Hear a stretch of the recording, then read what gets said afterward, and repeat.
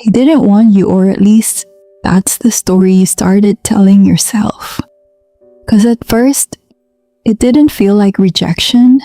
It felt like confusion, like something was off, but you couldn't explain what. You kept replaying the beginning, the way they looked at you, the way they touched you, the way it felt real. And that's what made everything after so hard to understand. Because people don't just change like that, do they?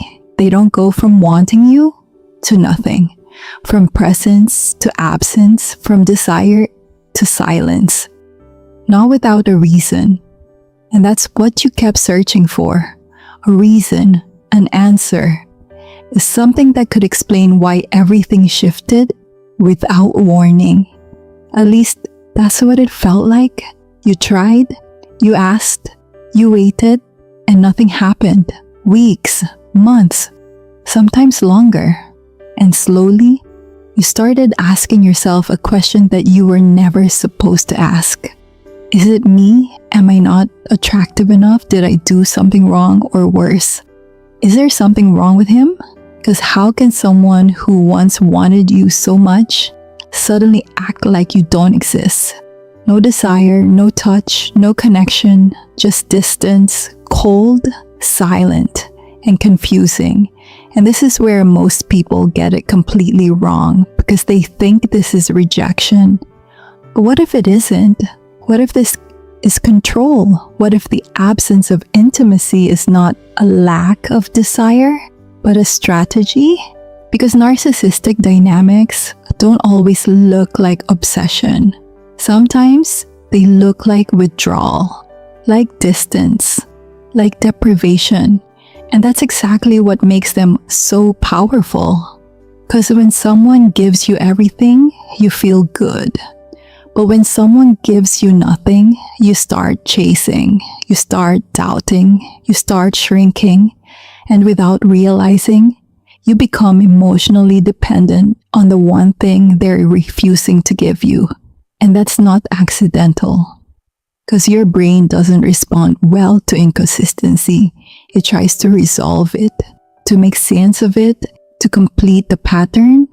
And when something is given, then taken away, your mind doesn't let go. It holds on tighter, not because it's strong, but because it's unfinished.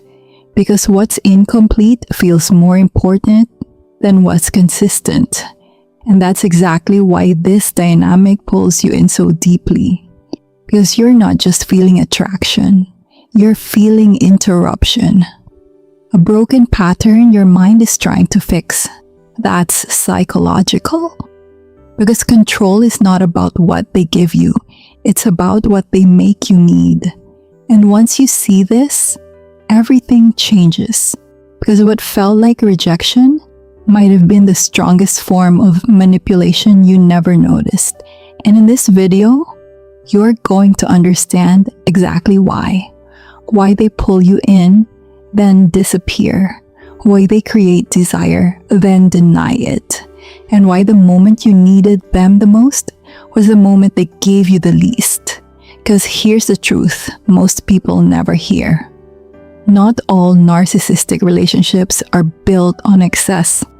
Some are built on absence, and absence can be even more addictive. Because when someone overwhelms you with attention, you feel chosen. But when someone withholds it, you feel like you have to earn it. And that changes everything.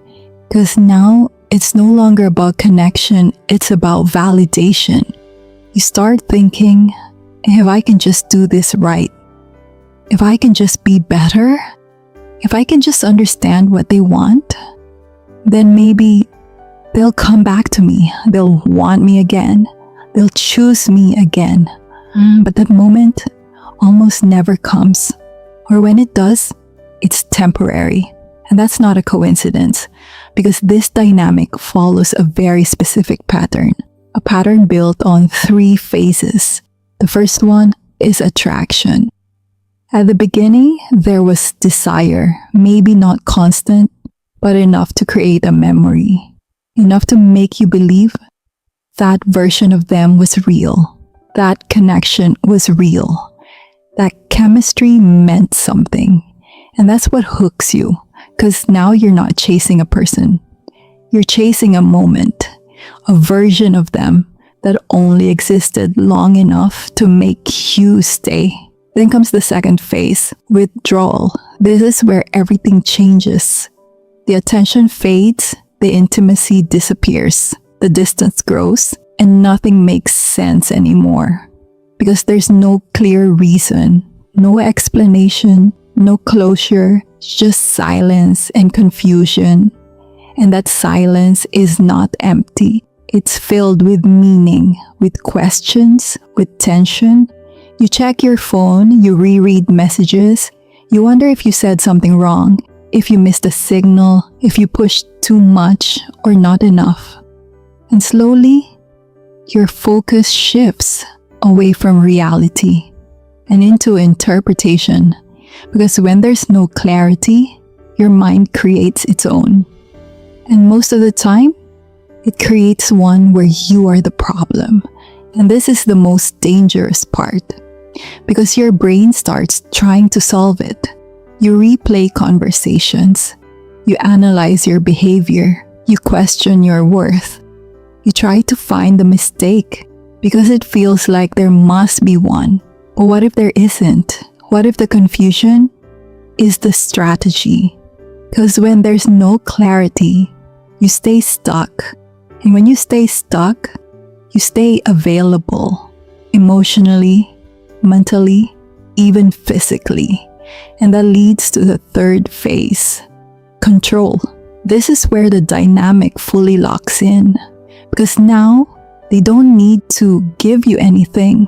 They don't need to show desire. They don't need to prove connection. Because you're already invested.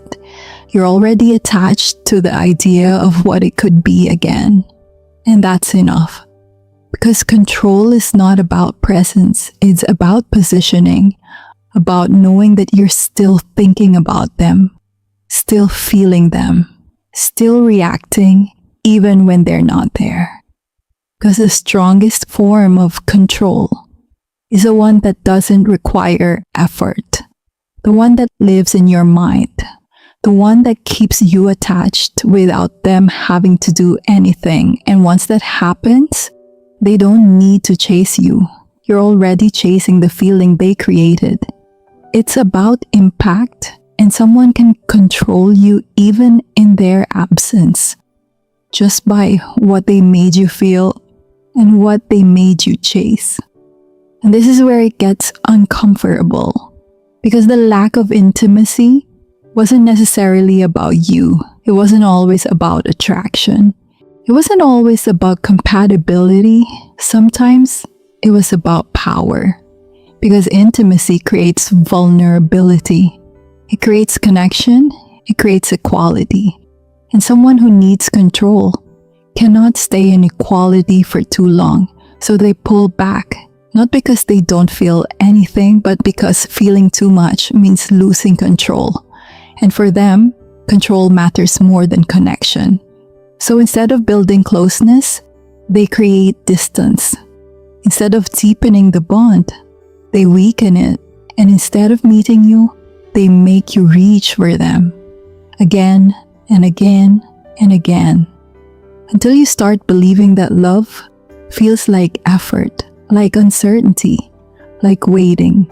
And that's the real damage. Because what you experienced was not just emotional distance, it was conditioning. Subtle, progressive, almost invisible. At first you reacted, then you adjusted, then you adapted. Until one day, you weren't even questioning it anymore. You were accommodating it, lowering expectations, accepting less, normalizing silence where there should have been presence. And that shift didn't happen all at once.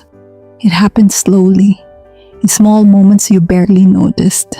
Every time you stayed quiet instead of speaking up. Every time you accepted confusion instead of clarity. Every time you chose patience over truth. And the longer that pattern continued, the more your reality started to change. Not because they convinced you, but because you adjusted to survive the dynamic. And once that happens, it no longer feels wrong. It just feels familiar. Because now, even when they're not there, the pattern stays. You carry it with you. You feel the absence as if it still belongs to them. And that's why it's so hard to break. Because you're not just detaching from a person, you're detaching from a dynamic your mind got used to. But here's what changes everything. The moment you stop asking, why didn't they want me? And start asking, why did I accept so little? Because the truth is, real connection doesn't make you guess. It doesn't make you chase. It doesn't make you question your value. It meets you. It responds. It exists. And anything that makes you feel consistently unwanted is not love. No matter how intense it felt at the beginning. And once you see this, you start reclaiming something you didn't even realize you lost. Your standards, your clarity, your sense of self. Because the problem was never your worth. It was the dynamic you were placed in. And you don't fix that by trying harder. You fix that by stepping out of it completely.